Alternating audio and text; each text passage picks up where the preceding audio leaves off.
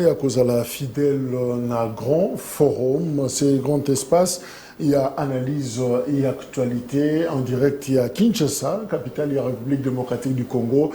Jeudi, vendredi, 22 avril 2022, Tozana Sengo, Yakozala Nabino Elongo, pour Solula, actualité politique, Oyo, Etali, Mbokanabiso, mais aussi espace voisin.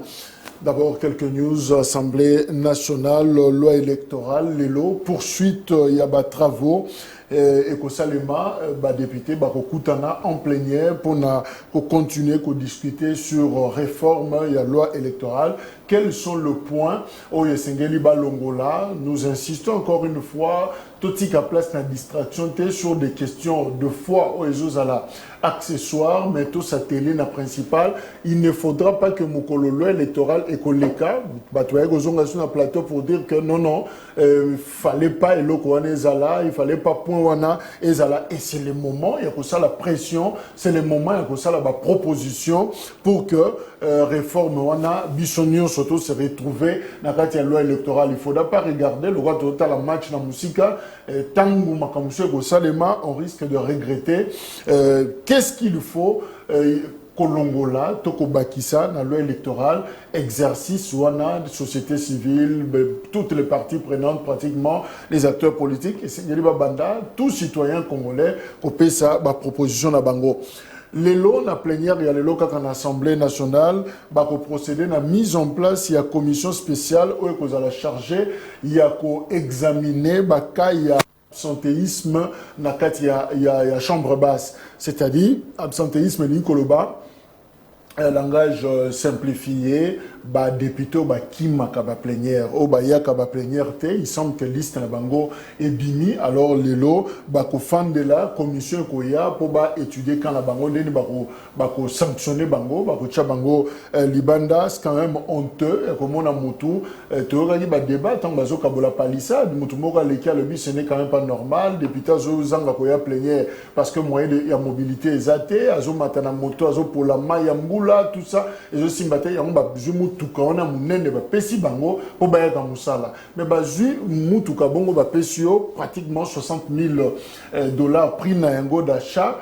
Alors là, il y a un problème, on ne comprend plus rien. Est-ce que bateau bakobapona qui ont des lecteurs ils peuvent s'imaginer, et ça le rôle à tata, attini moi à la classe, bah il y a une école que moi n'a comme raté la classe. Je ne sais pas si ça est fait, t'as repéré ces cadeaux pour autant, mais ça énerve finalement ce qui situation à Bongo et a présenté.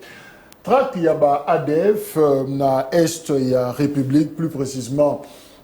Dans la partie nord-est, il y a Moka. Chef, il y a force terrestre, il y a armée ougandaise. Comme on a eu lieutenant général Muhozi Kainerugaba a dit message. Alors, il y a le Binini, Mokondia armée terrestre, il y a Ouganda, à l'obi. Il souhaite s'installer en RDC. Azana Posa Aya, Awana RDC, d'ailleurs, phrase naye à l'obi, justement pour superviser l'opération Chouja au Boyebi, et Zali Trak, Yaba ADF, na mutualisation de forces entre FRDC, na UPDF, ou Zali armée ougandaise. Mais seulement, il y a l'obi, mes frères et sœurs congolais ne doivent pas craindre l'ADF. Je viens bientôt en RDC pour y établir mon quartier général. Si et seulement si, mais président Tshisekedi Museveni l'accepte. Alobi Azakoya Kalamingite na RDC pour quartier général naye awa. Mais Azozela, Bakondi, Félix Tshisekedi na Kaguta, Yoweri Museveni, Bapesa Yenzela et Bongo Yakoya. Eskaya, Toayate. Et voilà, topé si information, c'est à nous de voir est-ce que chef armée terrestre Ouganda, na cas d'opération à Trako, Bazana Ngo ya ADF, aya kufanda wa to abundele lango kaka parti à Ouganda isika azali et sa réponse oyo yo okoko pesa à partir ya Ndaku. Lobby eza samedi, ouverture il y a na Lubumbashi, il y a table ronde sur la cohabitation pacifique entre les communautés. Na province, il y a au Grand Katanga, Premier ministre Aza déjà Kuna, Komakiwana, Bazolu Kandengeni, Baroussa, la table ronde Wana, pour convaincre toutes les communautés où ils en Katanga bayeba ko fan de sika moko na kimia ko soana ezalate matata ezalate boyebi que groupe moko il y a des députés nationaux originaires ya Katanga bakende komona mokonza mboka parmi ba plainte na bango balobi surtout ba kasayen baza ko s'intégrer te kuna alors koya na bango na Katanga ezo maloko la menace socio-économique menace écologique des fois bazo sa makambo yo sur place wane sale makate alors ezo ko indisposer bakolo mabele alors il faut ko sunga bango baye bako s'accepter baye bako fanda ici kamoko de toutes les façons tous habitants sur bana il y a République démocratique du Congo au regard de différence malgré la différence tous en yango mais c'est toujours le Congo nous devons apprendre à kofanda ici kamoko ceux qui zaba paya ba uti di banda ya Congo et Congo za ndenge mususu mais ceux tous on dit mabapaya nous devons aussi tomindima bisomoko. Toza déjà na Owen Bosenge, Oazali, acteur politique, il communique pratiquement tous les jours. Boza Komonaye, Azali, cadre, Yarasop, en opposition, Deko Owen Mbote. Merci beaucoup pour l'accueil. C'est un honneur qu'on ait un plateau. En tout cas, nous avons toujours d'habitude. Qualité à émission la hauteur où ils ont caractérisé façon à conduire débat. Merci. Donc pour nous ça toujours privilège ce qui nous a reçu mais Owen a cadre à sortir actuellement c'est lui qui représente les RASOP. C'est Owen qui coordonne et représente les RASOP tous en 17 partis politiques et associations au Tozana Bango et ils ont compris que les lopoto kumbela makambo après que bakolo to na biso biso tozala ki na bango ba se désintéressé qui na histoire à Rasop peut-être parce que ba se retrouver déjà dans la fonction bazwaki mais biso to banzaki que bitumba kondo Etienne Tshisekedi il y a changement na mi komi effectivité ne tozo poursuivre yango to lobito landela toujours et ça net les gars qui biso aiguille moko boy par les ancêtres on doit poursuivre ça to bossa na yango te ce qui coûte lobby na komi na posture ya malamu dans les institutions na koninga na poursuivre vraiment pour l'effectivité du changement. C'est ce que nous sommes en train de faire. Au monina, excusez-moi, biscuit moko ya muke d'abord Ezali, au moni bande konabiso na Konluka hier na kendaki Konluka, sokoza au tikota cimetière ya Kitambo ozo kita pont bo ezala place wana. Na ebisio pont na après mvula mai etondi pendant plus de 5 heures du temps mai ezosi la té, population zo le kalikola mai, ba mama makolo akoko ya pe na kati ya mai yango eza moko muke et puis ma terrasse so makadam eza ya kobuka na des ordres. Or, biso tozana ma campagne, quand nous avons voisin à biso quartier à Kitambo, à sa voisin, Soko Bimina Sakombi, quartier Congo et puis au Poussani. Mais dernièrement, nous avons information étant habitant à ma campagne, des ordres moko qui entre Batouya, Délice et Sanga, na Batouya Mbosso, ou à sa présidente de l'Assemblée nationale, notre papa que je respecte. Mais et puis Kuna Bazana, député na Bango Moko Boui, la législature, nous sommes à Fouta Samuel Soki Samuel Tanga, je crois, na Kangi Komone bien, mais na Mona qui banderole Mumba Komi Komonae, mais na Kosenga na Bango, Bino Bato Bobunde la Kakanluka, comment la population en Ati, na époque, il y a le 21e siècle. Entrée en Anzela, on a Makadam, Mouto Salango, Joseph Kabila. Mais état où il commet les populations macadam eza ko bébé bukaneza entrée principale bananzela musuté nga on a tout les tokozo nganzela mususu sulie nyonso bébé na mai na bitokozo nganzela musu babinzela musu ezatenzela kaya mo so lingito bimadelvo mo mata bangomba makolo mais papa na biso bamboso kodia boza bato bantundu et puis kuna la plupart bato na bino bato basakuna ba ebisinga que bazana besoin ba mona lelo après que ba obé mina ko bazaki na ba pouvoir après que ba muzito bazaki na pouvoir yoza président de l'Assemblée nationale faites quelque chose pour na côté na bango et cause la bénéfique pour la population kanduka et puis nangana kotana eloko uti koloba awa makambo etali nani général wana Ougandais ou alobaki Mozi le général Mozi na kosenga na président Félix et puis na ba autorité au bazana compétence na secteur ya sécurité ba autoriser ngote autorisé parce que au monde États-Unis de toute façon oye à saler la Bitumba États-Unis a préféré beaucoup plus qu'exporter Bitumba c'est-à-dire dans son pays dans son territoire situation boke za la calme batuba ki nemisala situation est tournée l'état koti sambongo soka linga bunda Bitumba tinda kango libanda ndeza la théâtre ya Bitumba bamboka lokola ba Uganda na ba Rwanda biso na Congo ya lelo tozolinga Congo na biso ekozala ka théâtre te po Uganda za na posa ya ko traquer batu na bango baya awa Je ne crois pas que Museveni a autorisé un général Nabiso à traquer les rebelles congolais. On va se rappeler avec Mbouza Mabe, à Katisa qui coûte les rebelles Nabiso en Rwanda, mais Kagame Boyaki. On se comprend depuis que qui Mbouza Mabe. Biso na Congo, oya lilo, tous prôner les changements, tous on a besoin de Congo, les autorités, aux années, État moïne, pour ça, mon peuple, on comprend pour trahir. Neti bino ndesiko pouvoir gouvernement boko sala biso biso na miso ya simple au peuple azomona to sepela te général wana aya awa Congo ko sala théâtre ba opération ougandaise. Merci. Évidemment, il y a Makambe Belé à Koloba. Nous attendons d'autres invités au Bakangami là-bas, embouteillage, vaso comme la biso, mais évidemment, Owen, Olanda qui débat présidentiel en France, 8 sujets, 8 thèmes, et ça qui développé en 3 heures de temps. Yo, Oyaka Yakanaba débat, Mikolonion sur les Sonino Kangi, finalement, entre Emmanuel Macron et puis Marine Le Pen, au Bazaba candidat, dimanche, on va voter, Nanya Kozala Tata ou Maman Mokonzi, il y a France. Alors, laissons d'ailleurs pour notre débat. C'est vrai que Bisson en 2006, novembre 2006, il fallait, jusqu'à octobre, il fallait tous à la c'était un jeudi, je m'en souviens, tous en un débat contradictoire entre Joseph Kabila et Jean-Pierre Bemba, mais à la dernière minute, tout le monde est que haute autorité des médias, Am avec Moutinga à l'époque, annula Kiango, le dit que pour des raisons de sécurité, et ça dit que moyen, ça la débat wana, et ça qui l'unique occasion, tous on a mboka wana, et tika na on peut le mater, et puis le dossier on peut bien que c'est constitutionnel. Mais ezalaka nango pe lisuste ba débat yango. Alors finalement yo et lo koni no retenir na débat wana Emmanuel Macron, Marine Le Pen. Et lo qu'on a retenir na débat wana attitude d'abord républicaine na ba co-débatteur. Attitude républicaine, c'est-à-dire on se sentir que Batumoko Boye entre les deux co-débatteurs wana na présidentielle na France, ils aiment d'abord la France. Bangonyo Soumi Balé, vous sentez d'abord l'amour de la France. C'est que j'aurais souhaité les acteurs politiques Nabiso.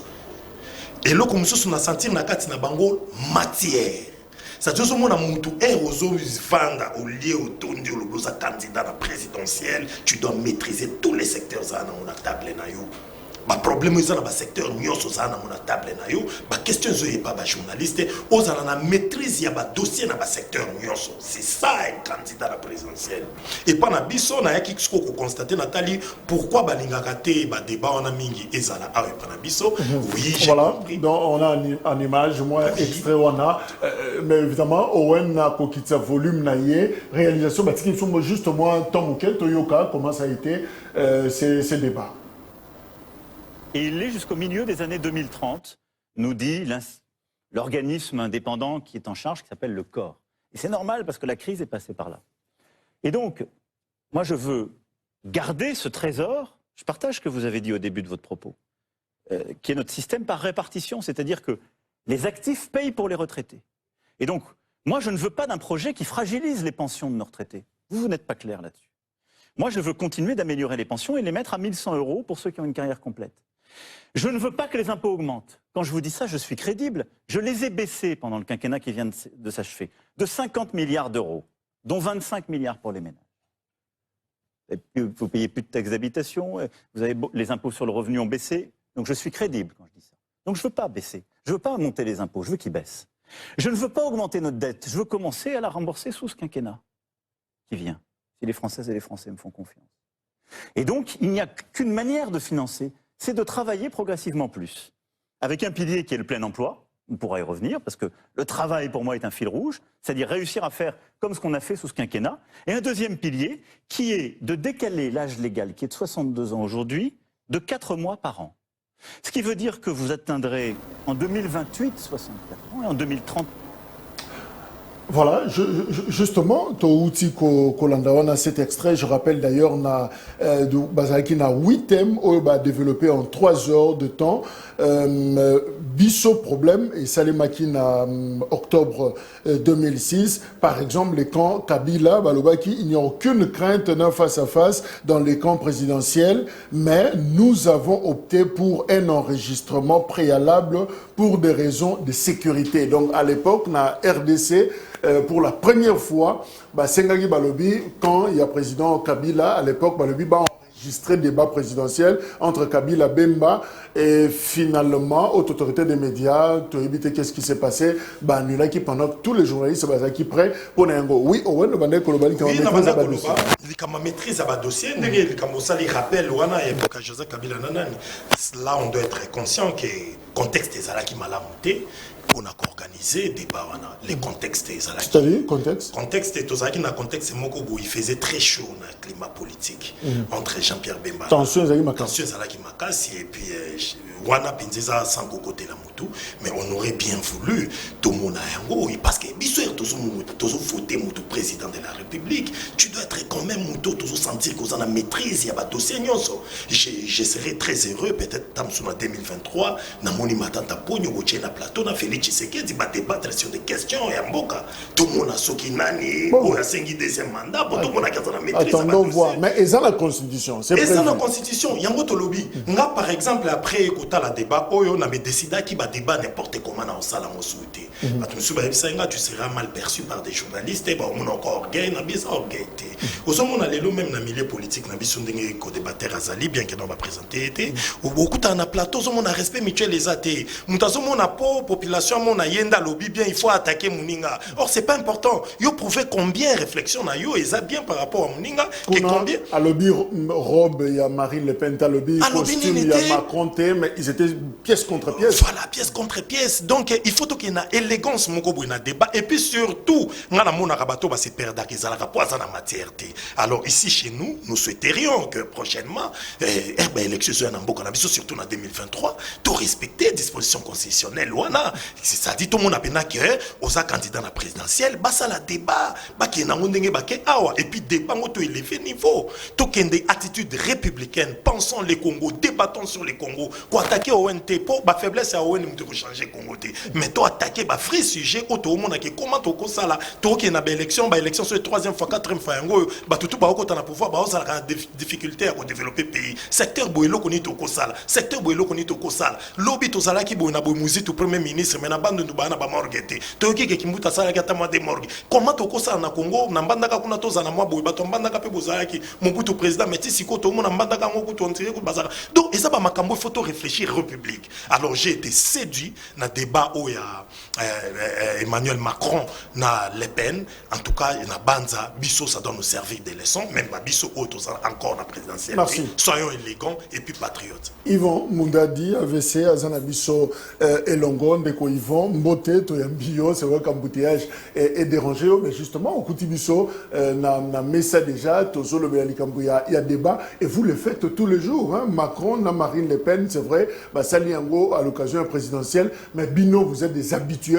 plateau télévision, vous les débat, les sons au Yozui et Zanini, parce qu'on peut toujours, qu'on soit là comme là, moi pas ma voisin, Bisso et ça prévu dans la constitution, maintenant tout ça la moté, l'unique fois, nous sommes à que Bembago, sauter les Kabila dans le plateau, qu'est-ce qui va se passer, tout ça, Nenge, on a le bis, c'est vrai, tension, ça qui peut dans Makassi. Alors, les sons Nini, tout qu'on soit na débat. Merci Mingi, mon amboka Jacques. Je crois que ce qui est au commun niveau déjà organisé débat entre Bapona Mimi Balé et Kozale Lokomoka Malamopona Mboka Nabiso. Pourquoi Nazolo Bandengwana? Parce qu'on remarqué depuis l'élection Salami Nakata Mboka Nabiso, nous vraiment l'élection toujours un résultat escompté. Pourquoi? Parce que débat moko ya partage ya ba idée tika la kozala donc mutu azokota na kata mboka po kamba mboka il faut présenter biso des idées. Comment tu as procéder pour Mboka, la même chose à la développer. Mboka, quand on la développer, kaka na ba projet autre qui a mon musique, mais na débat. Basangisi, batomi balé, loko la moi na Mboka, na uchi koloba. Basangisi, loko la président Tshisekedi, basé si comme on a Martin Fayulu, ou bien na Mouzitou, baso ça la débat, ba débat on est dit pour na développement ya Mboka. Cela ne veut pas dire que non, dans quatre ba débat il faut que nous soyons. On n'a pas besoin de qu'on parce que Mboka est ya moutoute, Mboka est ya biso sur Congo. Il faut que présenter biso bona lina comme mokonza mboka to da lingina da yefre secteur tel le lokoni na ko sala lobby pour mboka etombwama. Voilà la raison pour laquelle le mboka na biso ole mata et zo kitaka kana c'est parce que to za plus mini focalisé na ba futilité c'est quoi ba insulte na bato bazo ba makambo bato ba yebiti. au monde a monté la TV a rapport finga kaka batou a rapport le de n'importe quoi on remarqué que l'autre moment malheureusement au monde débat à Macron na Le Pen on remarqué que mon côté a touché vie privée à moninga donc respect mutuel des gens entre bango mi balé mais parce que le ballon l'engagé va développer mboka la biso moi je m'aimerais que dans l'élection qu'on a 2023, que cela le président de la Constitution Mboka na biso et ça la bateau comprendre cette fois-ci tozo pour na ba konzo bakoya na nini bakolobe la biso ni pe bakosala nini. Merci. Danou qui fout la paix à région de Bissau. Alors Danou, à sa journaliste, je crois qu'à répondre, analyste également, à répondre à la même question. Est-ce que débat contradictoire est un problème, il y a Bissau, mais lecteur, est-ce qu'on peut dire que niveau na Bissau, après, il y a que Jogé, Moutou, à partir du discours, à partir du débat, ce n'est pas important. Parce que tout le monde a même un député, toujours pour nous. Ah, oh, Moufine, il y a Tchango, je ne sais pas qui Bakou, il y a Massina, oh, c'est Moutawapi. Mais en fin de compte, ils ne donnent pas les meilleurs. On a des députés, oh, pour nous, massivement, mais du début, Talaga Moutakangi, Moutema Sali, 5 ans à Zo Parole. 5 ans à l'Obaraté. À l'école du Bossoté, même à l'école, tu as mbote boye, n'a parlé du peuple. À tika la cosa la motte, timande sili, ba foutiller. Et puis, tu as regretté, mais comment tu te poses? Est-ce que capacité à l'électeur est zappé à juger mon partir à débat par exemple? Oui, mbote ndeko Jacques mbote na bakongomani maso bisika bazali kolanda biso mbote na bako débattre nanga olimbisi mo mukena reta embouteillage indépendamment de ma volonté nazuko to moto type na komara pour na ko respecter bango. J'ai pris la moto pour venir jusqu'ici mais na koloba na bosolo pe bosembo ndeko Jacques Kalonji ezali makambo oyo ngai en tant que ndeko Danou na koyi kolobake ba dirigeant africain ba komi nanu na niveau wana te. Ils ont des problèmes, il y a bisou, il y a des problèmes avec les dirigeants. Parce que les dirigeants africains sont allés mingo balobelara bisou, basala kangote. Mingo balobelara bisou, basala kangote. Alors, Moutou a sali déjà mandat moko. Ce qu'on a un débat contradictoire. La quantité, je rappelle que tout cela, on a Owen. Pendant que c'est un débat contradictoire, ça c'est l'affirmation. Moi, je fais ceci. Et l'autre côté, les Salamaki. Il y a eu une chaîne, France Info, sali enquête sur le champ, relever 10 problèmes. Oh, candidat, on a mis l'oba qui n'a débat, mais ça est soloté. Alors, ce que sali équilibre, on a que Marine Le Pen a le biming makambo, ils ont contre-vérité, ils ont exacteté. On a une capacité, on a, même en trompant, même sur les pocos sabatou, il y a toujours une surveillance citoyenne, tu as contrôler Marambozo le bas. Mais oui, c'est bien, tu as contrôler Marambozo le bas, mingi, ils ont biso journaliste. Mais biso journaliste, on les autres comme il a tendance. On a journaliste, c'est monsieur Saza pour, monsieur Saza pour, on est les emails, attaque tout. Oui, pour Yvon, Moundadi, l'ingité, tu vois un peu, malgré que tu as biso ba email, tu as na makilago, tu as na famille, on peut pas voiler la face. Au moins que tout ce qu'il a na musa na biso parce que tu bako ko sala makambo yo le bezaka ba journaliste. Parce que ba journaliste ndé bazana ba élément, ba journaliste ndé bazaba historien à présent. Mais ils allaient pas si na mboka na biso. Ce qui t'occupe pour na peuple, ils appellent ba dirigeants africains tellement que pauvreté les kimingi, ba bomba que éducation ya peuple.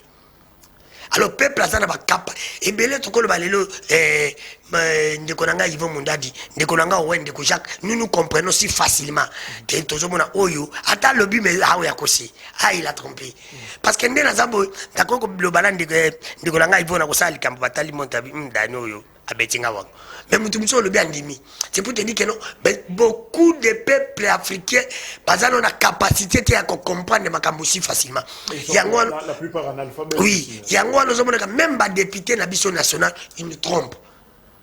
Tu peux imaginer que le bel homme n'a pas député a sali 5 ans. Ndeko Jacques a sali 5 ans à le battre, à proposer à l'homme côté. Mais bon, ça sur deuxième mandat. Bah super, ça peut pas battre. Bah super, bon ça la débat qui n'a troisième mandat. Mais à le battre le comme ça tu nous proposes à l'année l'autre. Ce qu'on va prendre dina biso tellement que ba yebi bongo et vous allez passer pour batika chawana. Pour batika chawana parce que surtout on a sali déjà mandat monko à Monique déjà échoué. Alors akutana mutu parce qu'aujourd'hui on ne peut pas voler la face qu'il y a encore des gens qui sont intelligents.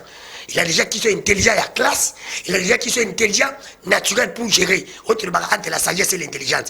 Mutu mususu a une intelligence à classe.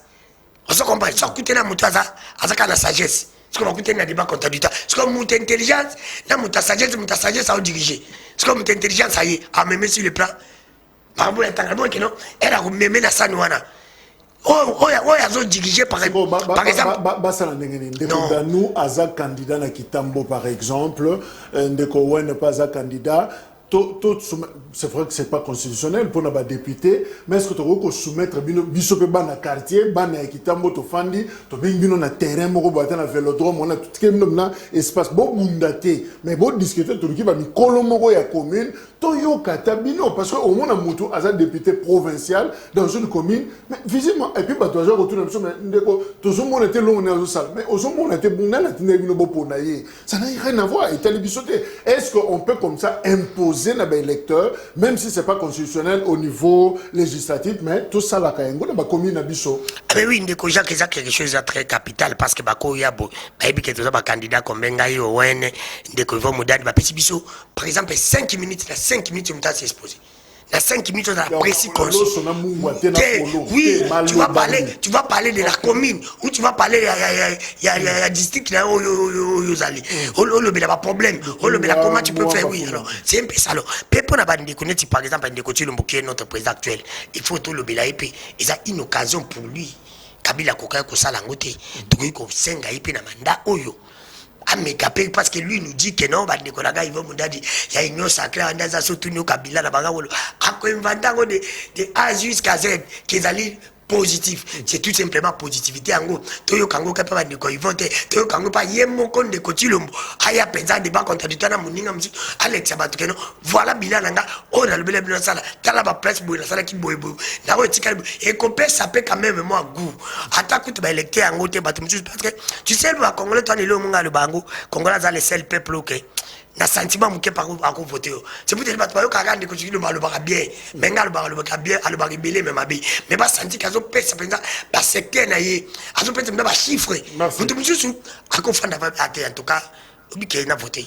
À voter ne continue parce que à Monica a convaincu par exemple le qu'on a parce que les seuls moyens paient et cause à la paix parce que Kabila paie cette élection nous sommes mis ça tout mais tout le monde a débat contradictoire. C'est pour l'élection à Congo ça les makana bosoloté mais tout le monde a paix que ne continue un peu moins d'abord implicite que non à tes débats contradictoires ça la malade. Dans nous que fou la journaliste quelques deux infos avant tout en matière Moussoussou d'abord cette information Abbé Aimé Lusambo curé à paroisse Saint-François de Salles suspendu, peut bâtir à disposition d'un vicaire judiciaire, motif faisant nini, vidéo mon réseau sur qui est dans les réseaux sociaux, bakouti monsieur l'abbé Aimé Lusambo, aza côté lemela proposition il y a Senko, conférence épiscopale nationale il y a Congo, et si ka bazolo baker, ba sango nyoso bazana bana, batika musala gisango, ba kende s'occuper na bana na bango, alors yoka maloba, il y a sango topé abbé Aimé Lusambo, il y a lobby na vidéo on est circulé.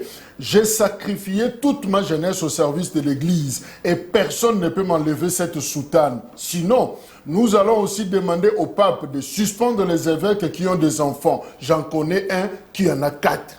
Alors, il y a un soutane à Zate, depuis que mon anaïa s'est sacrifié pour l'Église. Alors, ceux qui battent bango mulunge, il y a pas au sein de la pape, alors la basango mususo bazana bana. D'ailleurs, il y a des moko à na bana 4. Alors, tu sais battre moko bana 4 et zanani na maternité nini. Point d'interrogation, alors il s'appelle ici Basangote et ça dit que va suspendre yé puis basengi bakati basambe la ponaye pendant que bazako gérer dossier naye nabeni na Nord Kivu journaliste moko akufi bakuti na nzete pendu lokola Jésus na croix Muindo Sirasi Samuel 24 ans.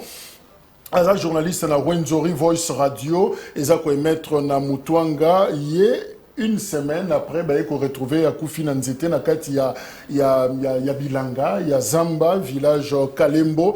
En fait, selon famille Naïe Balobi, depuis Kala, il y a un Boma. Aromi Boma pour Nanini parce que a une malformation physique, a un problème na santé naïe. Alors, comme ça, on dit Makango, ta sepela nangote genakaye. Alors, jour on a eu moto, alors bi kakota la parent naïe, comme on a zongsi muta moto, a mikoti na Zamba, ko bunga nyosha mutu yango. On a une semaine après, il y a un journaliste finalement pendu Nanzete, Aza Kokufa décomposé. Donc ça n'a rien à voir.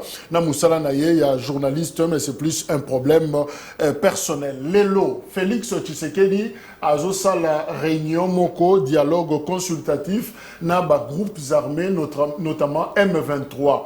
Et cette décision, Oyo et Zomaki parmi les 3 décisions majeures, Zomaki lobby na Nairobi, na réunion Bazalaki na Ngo, Rwanda, Ouganda, Kenya, République démocratique du Congo. Bakutanaki Bangonio Salo Bazwaki, décision liboso, processus politique, RDC, groupes armés. Deuxièmement, réunion consultative au Tshisekedi Yemoko a co-présidé vendredi à Lelo, et mise en place d'une force régionale de lutte contre les forces négatives sous la direction, il y a RDC, Kenya Lobby, à Kosungabiso, Namakamwana. Alors, Ndeko Owen, oui ou non, pour ou contre Félix Tshisekedi à solo, là, groupes armés, à ça la tête à tête, naba M23. Est-ce qu'il faut ça là?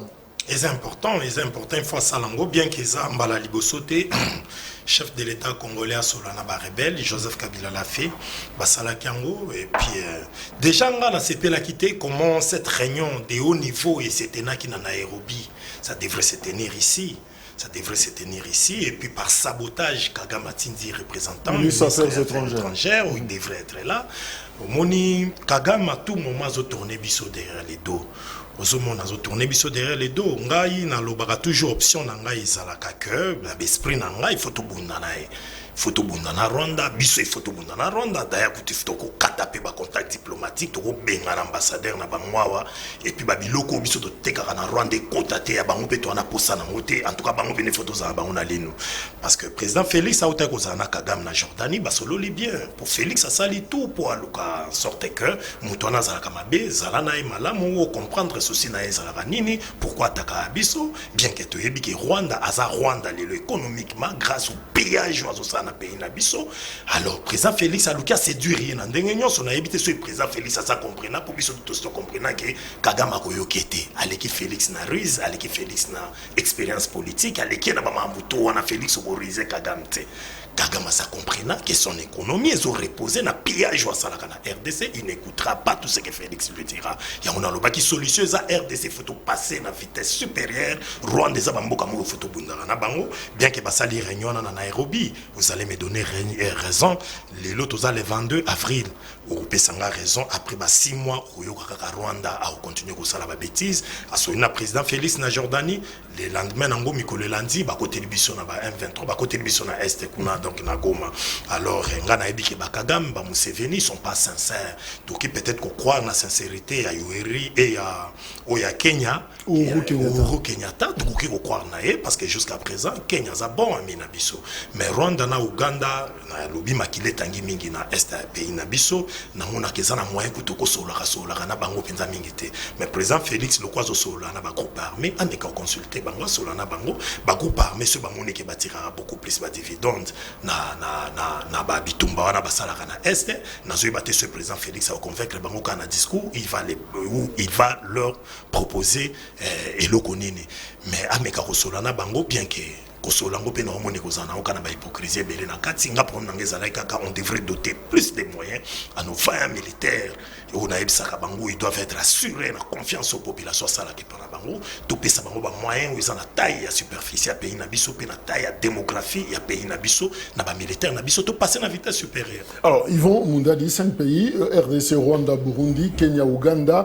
ba bengi ba groupes armés étrangers nyonso bazana RDC ba déposer ba armes pe ba retourner sans conditions et immédiatement dans leur pays d'origine respectifs. Est-ce que l'isolo oyo Félix Tshisekedi alinga font la processus politique on a ba groupes armés et que souka na dialogue té est-ce que souka na brassage té est-ce que vous êtes ko sangana et puis finalement tous ces groupes armés ba comme ba généraux na armée na biso ba comme ba colonel ba comme zo mbongo ndenge moko na ba baza fidèles loyaux awa est-ce que recette ko zalanini? En fait, je crois que dans une expérience, Namakambo, il y a un dialogue. Ce n'est pas la première fois que Bakonzi et tout mon Konzamboka a Kendeko Sala dialogue dans un groupe groupes armés. Ce n'est pas la première fois. Mais on a des gens qui oyebi lelo tango mokonzamboka ekokuta na M23 asanga na ba groupe nyonso to na poso na bango. Je crois que nous devons commencer par chez nous. Non, qui mon amboka, on a zolo bar, le big non photo passer na vitesse supérieure, ou bien pas doter armée na biso ba moyen moko suffisante de façon était, basa la musala. Mais ba ko doter bango ba moyen moko suffisant, mais sur na carte armée na zo toi na ben fito ba na katiwana. Au Corée Marie qui n'a qu'à armée na biso même au to bengaka ba mona bango yo ba pesa ba militaire au mona déjà ba ndeko musubasi ba jouer en déjà. Nous devons commencer par chez nous. To me comment ko filtrer un peu armée na biso. Est-ce que ba infiltrer bazali? Comment se fait-il les loyo? Ceux qui armée na biso se déplacer pour que mesika moko banguna ba yeba d'avance que bango baza koya. Qu'est-ce qui se passe pour bango ba yeba d'avance wana? Ceux qui batupé ba koti bazo bundisa bino. Ceux qui moyibi moko ina ndako na yo. Côté na kata ndako no ayebiti place ochaka mbongo c'est que na kata ndako no za na mutu moko ala kisa ki place obomba ka mbongo yango ya été sika wana parce que ye aza na ye savante et toi aza soki ngeni te ba comme sika wana. Nous devons commencer par ce point eloko yo mokonza mboka ça c'est bien bon mais soki to comme na niveau que non to que ça la dialogue na bango to comme na ba brassage non wana eza solo moto ko sala ngote oyebi balo baka pa na biso boy. Ce qu'on doit préparer, il faut y bandayer mon liboso pour y avoir se préparer. Donc, nous sommes les gars. Kagame a rusé, Kagame a une expérience politique, mais si vous avez un été, à ce que moi, moke, c'est oh, mon consambo, quand on s'allie les lots, à qui ne vers bango, ayo kabango. Je crois que tous en présent, c'est un grand diplomate. Pour ayer, le lengeni na goyo kabango, tu as que solo la bango, le lengeni ni mbo, cannabis sauf pour tala, mon amboka Jacques. Tous au vanda, tous à la mission, mais il y en a des cobazana, est-ce qu'on a besoin de vivre le go la bichoté. Donc, va vivre à keba. Mais pour qui m'y écoute, il y a le conito sala. C'est ça le problème. Donc, mon konzambo kaloba qui était à la tête qui n'a comme qui m'y écoute à la cata. Donc, abunda, à comme la kimia, mais comme il y a un passage, n'a pas se péter. Mais n'a pas su que c'était pour la zone à ciment, pour la lova. Oebi, tant qu'il y a mis mon amboka, mon akata plateau, à ça qu'on est bâti à nous que vous présentez, que non, à un journaliste, et pas à un analyste politique. Moi, je te dis que n'a pas comme une balle, on a zalakati. Non, photo longolaye na bilo komi bana zalakati danu ke fula donc photo longola bilo komi bana zate pona ngai nazo senga bandeko yo bapesa bato ba carte pour bato ba journaliste eza bato yo lelo yo il faut pas monotala nanu est-ce que baza ba aza opposant aza résistant to aza journaliste parce que moto soki aleki na télévision il y a mon malamu te to ebi déjà elle y a zalaka déjà to yebaka na biso déjà elle y a za to yebaka mais Monta mo kotika na kata plateau. Toujours pas makambo za pona mboka. Yemba bo. Catégorisé ba. Non, yoka yemba la mo comme na mona mboka Chilombo. Na yebite soki na mboka ni nango oyoyo mokonza mboka comme lokola camarade ba journaliste. Soko za journaliste, ozo sala mosala pona mboka. C'est pour la nation. Tu dois aussi comprendre que il y a un journaliste mais ceux qui sont journalistes sont commissions opposants, commissions résistants, aux autres que non, deuxième, tout se voiler ma face. Merci pour la parenthèse. Alors, Ndeko, nous, qui Foula, analyste, journaliste, qu'est-ce qu'on fait finalement? Est-ce qu'il faut croire dans la formule recette Oyo, Félix Tshisekedi, tête à tête, dans vous armée? Est-ce que Kosimba, parce que Yvan Lobi Yango, Owen a Lobi, et ça, on va la libosoter. Hein, Toye, Bibabiloko, Brassage, Banini, Babao, Adisori, Kutumba, Nini, Toyamba, Bangounios, to solo là, les lots armés n'abisso, et je souffre parce que mélange les qui trop. Alors, les lots, to salignon, to sali, malgré la mutualisation des forces, tout ça toujours buté dans le problème, il faut tout cela, groupes armés. Trop proposé par mon nez. Merci ndeko Jacques Kalonji na yoki mutuna na wamefona rekadi mamuke maina yoki awa ndeko nanga Yvon Mundadi ya AVC alobi mais omoni na bosolo pe bosimbo foko loba koyeba ndeko nanga ngai ndeko danu na yawa na ya ntake journaliste te na ya ntake congolais azopesa opinion na yi alors naye bagate si badeko balobaka na lobani bino pe bato bino lelo yo neti yo mtoza mutakopesa nga conseil te po yo sakana pe na Kabila elo bandeko bana Kabila wana zalaka nani mais lelo so biso to komo le baipande ko Chilombo elo ke za mabe na mboko batu nyonso ya mabe zalaki pa Kabila bali mto bona le normal Kabila bando sa banzela na zuka même entre parenthèses wana bando batoko lia banzela mais lelo so ndeko Chilombo sa banzela bani to encourageant to le ba ke moyen de développement mais Kabila pesa ki moyen de développement. C'est ça où tout le monde qui m'a pas Kabila bango balingi biso tout le monde le normal. Ngala le banande continue batake c'est na bona kande continue mo partout mais oui parce que les mal na Congo ezaye solution peut kozala ye na mona nani na mona bati lukobo na mona pepe mboso na mona jide bidimbo oyo Félix akolo balela longoli bango na komona de ye nasima yenda piloté apesa sikoyo injonction pa batuna ça l'a suivi pour ce qui est bon na koloba bravo ndeko Chilombo na ko bravo na sikoyo ya lingi na mona na ngai to li atendere souffrance zalibo ndenge réconcilier la tena est ndenge solution zate comme ndeko Chilombo c'est simple et clair Boba mesana na bongo za problème te bango pe bana ba Juliette ya kopu bango banu karo se bazana bien te ba benda bien baze beli ba osamza bien alors c'est simple nga mona zana côté à peuple soki na bosolo pe bosimbo bandiko na nga balobia wa si mutamayela mitu na ka question mutu afanda kina kicho liboso na ngai afanda kina ondere ni so nga na ligina fanda na ufandi la ondere nini ndiko tino mifala mitu na question Kabila kutana kina batwana basolo la kinini nino esalaki ke makambo Kabila solo na bango ekende liboso te évidemment M23 a été neutralisé en 2013 sous Joseph Kabila. Merci. So erigala ko kende na ko kende na kutana bango pona sala lisusu nini ena lo ba ke Félix azabama Kabila bisila la raison nyoso Kabila sala ki Félix azola na ngoti so tali parcours à Félix azo copier kaka Kabila mais mabe azo copier Kabila mabe azo leka comment ça na mabe koleka parce que Kabila leka ki nzela wana so nango pourquoi pas ko changer nzela contact ndeko jako changer nzela ko sala ka o Kabila sala kite anzela mcheza te o il encore déjà qui sont réunion ça qui baza ne ba ndeko na ngane ti ipo mundal baza encore na mutu wa mayele alunga na batatu nyonso bazaki na Kabila mtsu ba pese ba conseil ya malamu te. Mais ils ont proposé nini finalement. Ko changer nzela ko tsimi ke konte ba kwandi les lots bazo solo la les lots dialogue consultatif faisant les lots vendredi ya mona bi ko solo les importants.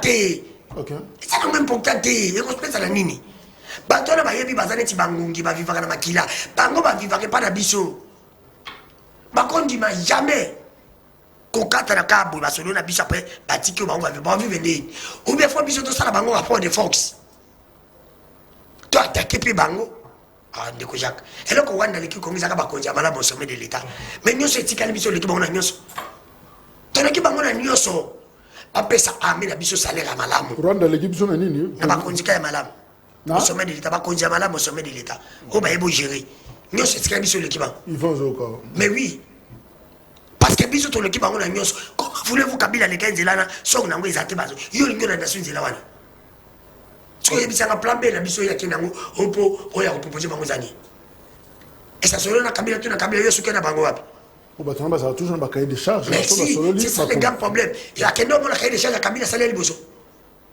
pour être la keno na kena boy non to ti Kabila ko wana ndeko Chilombo mbaye bisa biso ka komide ana suka et ça fait problème te ndeko Jacques to ko s'attendre bon la Congo pe ko le kake pa na itaza les CLT atika na ikande zo kende bona 2023 atika biso Congo kanda kutaki yango to luka mutu mususu to pesa mabene to labe bisande te oya kutaki atika kana eta o ezali mutu mususu akoya o pa ko lekaye akoyiko kende parce que soki to lekina biso to bandozala ka bongo ndiko Jacques na ko solo na ba wande ndenga malamba yo kasuti po Rwanda Kabila solo bona munoko nyonso emzo ndiko Chilombo ko ba kinyaona ntebe Kabila lobena wana kinyaona mais au moins oui nazo lo ba au moins mais ba yoka Kabila te bon ba ko ka ndiko fait en français et anglais na lingala non c'est pour vous dire que non c'est faux et assez faux aluka moyen mususu to attaquer ba ngai écoute pour ngana cité na 30 secondes ba voyage ya sali 143 voyages combien na iba teza combien il fallait ndé à plaider que ba longola biso ambago Kabila teki ya minduki to luka moyen ko tia amena biso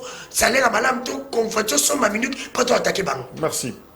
C'est peut-être la raison pour laquelle augmentation de salaire de base, il y a tous les fonctionnaires, je prends ce tweet, il y a ministre Jean-Pierre Liaou, Oazako géré, fonction publique à Lobby. Le gouvernement a procédé à l'augmentation des salaires de base de tous les agents de l'État, civils comme militaires, à hauteur de 30% dès ce mois d'avril et sera ramené à un total de 45%. En juillet 2022, signé Jean-Pierre Liaou. Et puis, il y a un rabattement fiscal effectif, il y a IPR, au Bakolongolango de 15 et qui est à 3% sur les primes des agents fonctionnaires de l'État et des engagements et gouvernement. Oyo, Bazouaki, Nabibois, Ndeko Owen, est-ce qu'on peut dire bravo? Mais c'est quand même quelque chose, salaire, il y a fonctionnaires civils, tout comme militaire, Matisi en 30% en juillet, en avril, 30% déjà ont un salaire de base, et puis 45% dans quelques mois, dans le mois de juillet. Est-ce que c'est significatif? C'est déjà quelque chose à louer? Ça, j'encourage, mais je ne peux pas dire bravo. Encouragé parce que quand les pays zalaki et pour ça on peut dire qu'on encourage bravo tokolo bango et koma ya malamu parce que salaire en natali ezaka salaire de misère awa ba policier batindelinga lobby ba venir message na téléphone na bango ndenge za salaire sur place bakenda ko yango un virement de 245 374 francs congolais a été effectué sur votre compte PPL mobile depuis le compte MB fonctionnaire PNC référence paye, il y a police nationale première classe. Première classe combien? 245 374. 245 300 74 francs congolais. 374. Nathalie Soumoussou Suezawa, Moussou Patindelinga, un virement de 279 196, c'est-à-dire 279 196 francs congolais a été effectué sur votre compte PPL mobile depuis le compte TNB fonctionnaire PNC Boyenaboye.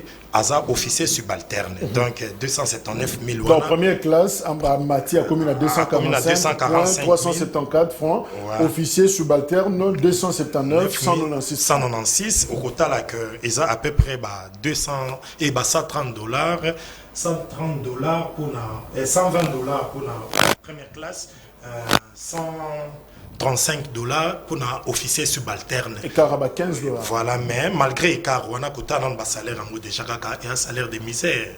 Avec 135 dollars, on a évité de vivre dans le Congo, parce que nous prenons les changements, on doit évoluer.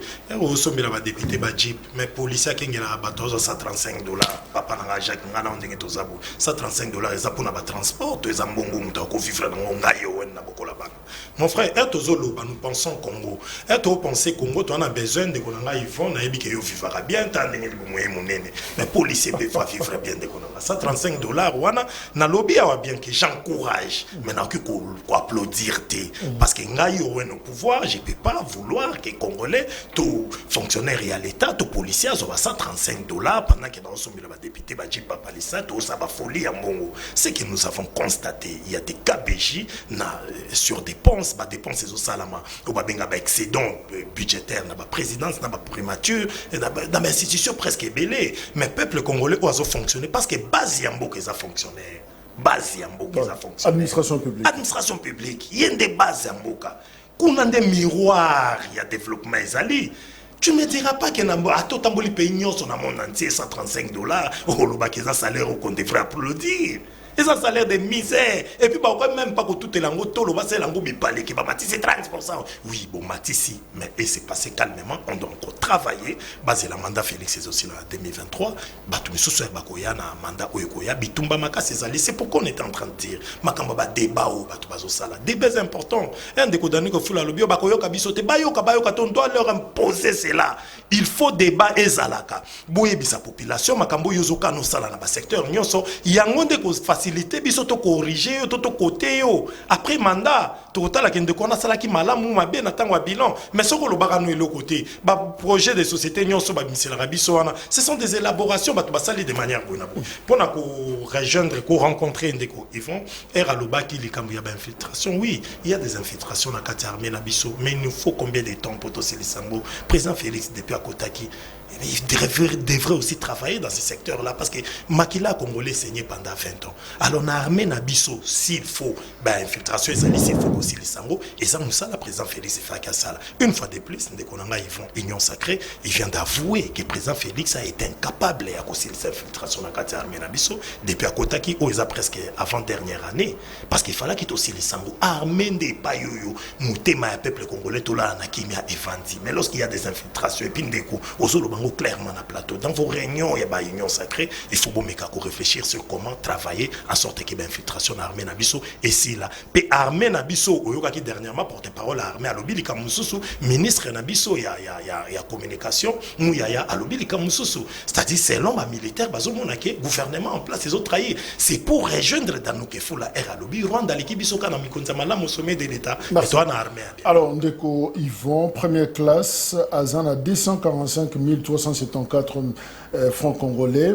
Officier subalterne Nazana 279 196 francs congolais. 30% go yangouana. Message c'est côté déjà. Soda va commis Kozongo. On a téléphone parce que d'ici fin avril awa mbongo bakinde kozwa yangouana. Est-ce que binomoko autosatisfaction boza à l'aise?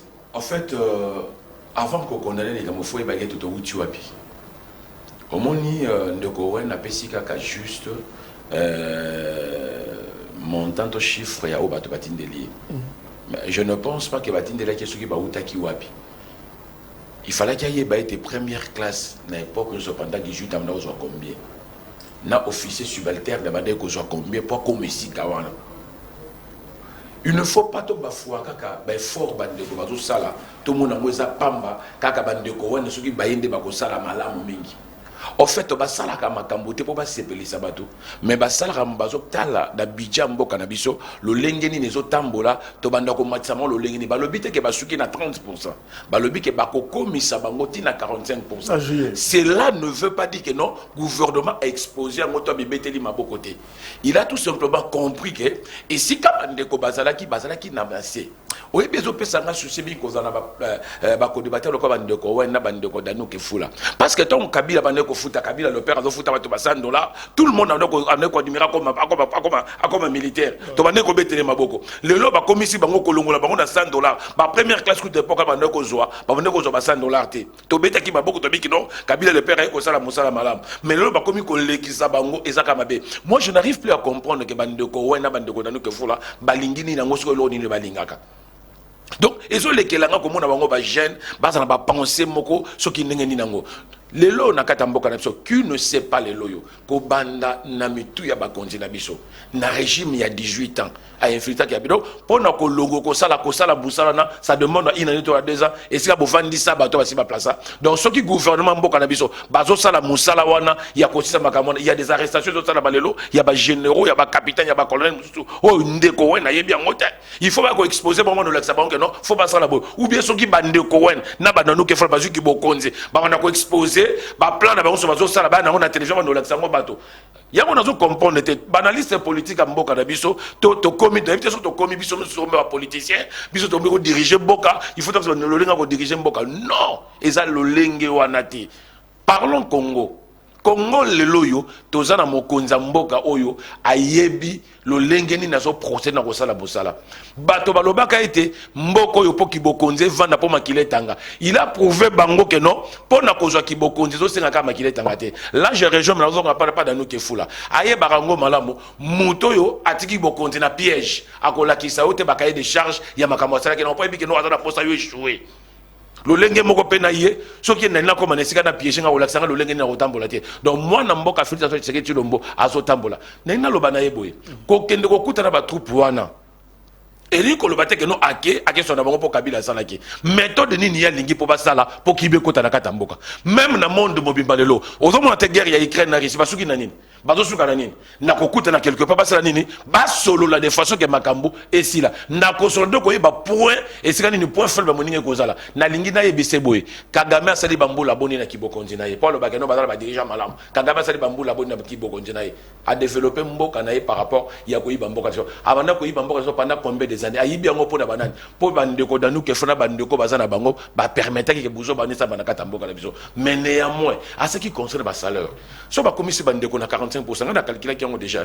On remarque que non, petit à petit, bazo mata. Parce que ceux qui ont été, comme ça, on a 75%, c'est le comment on a publié. On a 75%, qui ont la première classe déjà, a commis une affaire à $200, $300, au monde qui a ramené ce qu'on vend. Mais bande kowen, na bande kodanu, faut pas bêta, beaucoup on avait fort au gouvernement sala. Il ne faut pas qu'on les gars à la télévision, bon bande qu'on rejette nous surtout en bloc et l'eau comme on sala maman.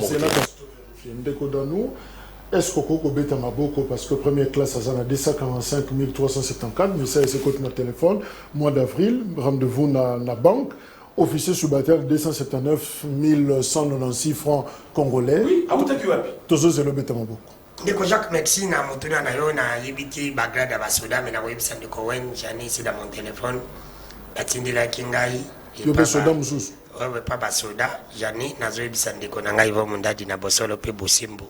Akolo bana biso ndeko Ivo Mundadi bravo ndeko Chilombo na lingaka na ibisaki ya matsa eloka malama ko matsa salaire à basoda nalobi oyoki nalobi que bravo quand même na mais les ali tellement à moke makasi que ceci n'engage à soda congolais à suka azota 1 million de francs congolais mais na ko rappeler le moko que Félix azali CLT oya matiti salaire kabila bande ko matsa ba 20 000 ba 40 000 salaire à policier à suka oyo ndeko Chilombo bakisi policier à suka aux a noté na cap téléphone à autre chose 161 000 francs congolais a commis siko y a 221 000 francs congolais policier a souka na bagage na bangote policier à l'icolo salaire à l'icolo siko y a 344 000 francs congolais a outi na ba 200 quelques na y ba bagage ba soda tende zalaka mais na y biso bien que policier a souka siko a outi ki na 161 000 francs congolais pas comme on a 200 na 221 000 francs congolais. Ok. Au Babakisi, 30%. Mais ce n'est que normal. Bravo, Kabila pas Bakisa qui. Mais Tolingi te. Tolingi akende na suka. Palomi ya de changer matita ujo. Mbonge mati pana bango. Mbonge mati yango kaya ko bakisa bato elo comme que. Ai bisa pe biso ba konji ba ministre ba président zo ka kombe pona bango ba mati. Comment ça va tu mieti wana? Po ya ba policier de to yebi.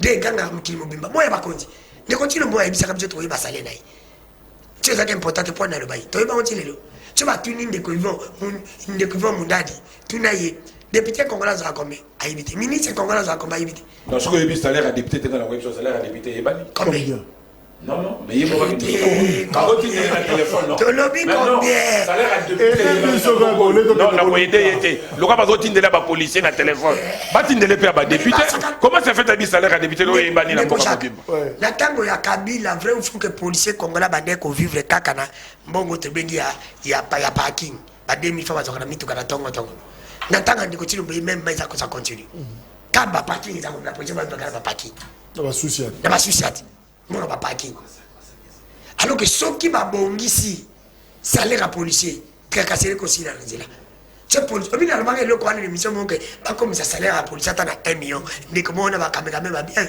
tu vas communiquer salaire à policier mais biso to kina biso ça soda ndé ko tu me faire comme ça me soda na valeur ndé Kabila comme si me sala ba député na valeur lelo ndé ko Yvon Mundadi akoloba na bosolo pe bosembo soko tu akoloba te salaire mais soki ndé ko Chilombo yemo kalinga ikongo mutali boso falo ba kenote ngai en tant que président Congo za mboka moza na passe lingi développement salaire à président Congo Kabila nda moment du moko ba 1 million ngana ina uzana ngaka 500 000 poto kata salaire na ngato kita ba député bozo 10 000 na on peut sabino par exemple 7 000 ba ministre congolais bozo 12 000 na on kita sabino na 8 000 ponini bato ba pe ba salaire o biso ki to pe ba salaire bato ndeko Jacques X au fait to bando mebuto bando yeba ki ba ministre mso ba yibaka tala ba ministre pepe Lukamba basali moins de ceux qui ne moins de 2 ans mais bon on est 60 000 badam tout na bango baza salaire à combien pour son mandat kibeli on ka 2 3 4 so yebi sangai to ko jiye ba ondeli poto bi salaire na ite to ko ba ko beli mais so to yeba zo ka 10 000 je to ko beta calcul de ko zana like lemba vraiment to ko beta calcul ça va ça like lemba ça peut arriver muto yo danzina ne bon ya zo ka combien so mi mutu ka zo tamana na kata bala zo combien danzina ne il y a la compte à l'état. Oui, muto danzina ne ko so manda côté mais ma ministre nyo so ba échoué na pepe Lukamba mais ba so bi ba nyo so banda o bazaki ya no samba lukondi ba ko échoué mais ba so banda. C'est pour vous dire qu'il y a des gens. Pourquoi les gens qui ont des soldats dans le Bible, on a des logique, les soldats congolais, dans la pomme, dans la Gabomine. Le chef de la bande, c'est pour la Bakop. Pour comment voulez-vous me tout salaire à l'école et ils n'allaient pas même 400 000. Ne pas comme ici. Parce que papa n'est pas un bon moment, il va me donner ma Kabila, ma Tulanzela. Et bien, le président va tenir à Kabila Mutulanzela. N'est-ce pas honnête, $100. Quel autre d'abord dans Babylone, dans un bouton, ma boîte de l'île de Bassala. On m'a dit que tu aimes, comment ça s'appelle?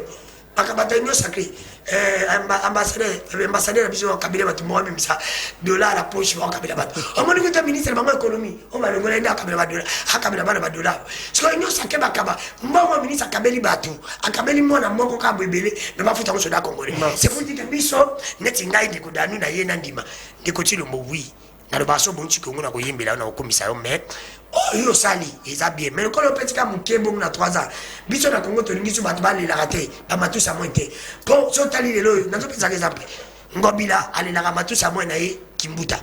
Ndeko Chilombo alela matusa mwana Kabila. Soko kebunyata oketa tena mnapesa exemple mali misala na idoka. Sama lukonda lela te. Ke alela pepe lukamba tikena mama kama. Soko kebunyata na idoka bibe na biso dide bilima ngolila mtazaki kana. Ona okuta makambawa. Loka bile bolina mnoka kolela matusa mwana. Biso ni toso lela kala. Souffrance to yebi mtaina on félicité. Mais to ni solution ya. Lokola yo lingi kolela kende to luka mtumiswa ko ya osanini. Merci Danou, je crois que... Le cas de 5 ans, c'est pas de le cas de 5 ans, tu as dit que tu as 5 ans, c'est pour ça. Pour Kabila le père, à bon c'est quand même moi, et là, 100 $, ça comme Kabila le père, nous fit à soldat congolais. Et ça, 100 $, valait à l'autre. Merci Danou. 100 $, le commis, et l'autre côté. Merci, la police nationale militaire mérite mieux. Je crois que ça vraiment qu'on méritait plus que Baza Kozowana et Kozala et Lokomoko. Il y a Malamu Tosukisi émission Owen. Christophe Mbosso Longwate. Christophe Mbosso.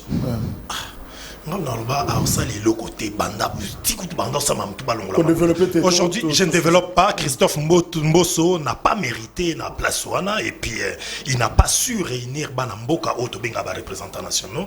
En tout cas, il faut réunir Bangote et puis Nazo Sengana et Kanluka à Bongisa. Entre on a Kanluka Zayako Beba. A Bengana qui délice Sangana Kanluka Misi Bitumba. Mais entre Kanluka Anzele Zayako Beba. Azamuyaka bandeko na eba lobi na ngana lobana bango ke lelo aza na Assemblée nationale bazela ki muzito asela bango ma mbebele ya bien kuna bazela ki obemina kwa sela bango yumbo solo kolo za place wana ils veulent batika na souvenir na yo abong centra kanduka mais eloko na ngana lobana ndeko Yvon ke nga quand je suis sur le plateau et ça nazo loba par MT président Félix ala biso $400 abano pesa soldat et puis total ba image to lobi na soldat ba notamment na jeep alors ayebi bien il est informé na dimite que président Félix ayeba ki te mandé za 5 ans. Alors, on a 5 ans, il n'a pas su les faire. Ce dans le Bible, est-ce que ça m'a dit? Jeep a 200 000 les athées. Les athées. Merci. Ndeko Yvon, à Longwato, Christophe Mbosso. Non, mais Christophe Mbosso, moi, je ne trouve même pas pourquoi Olongwa. Il est en train de faire son travail.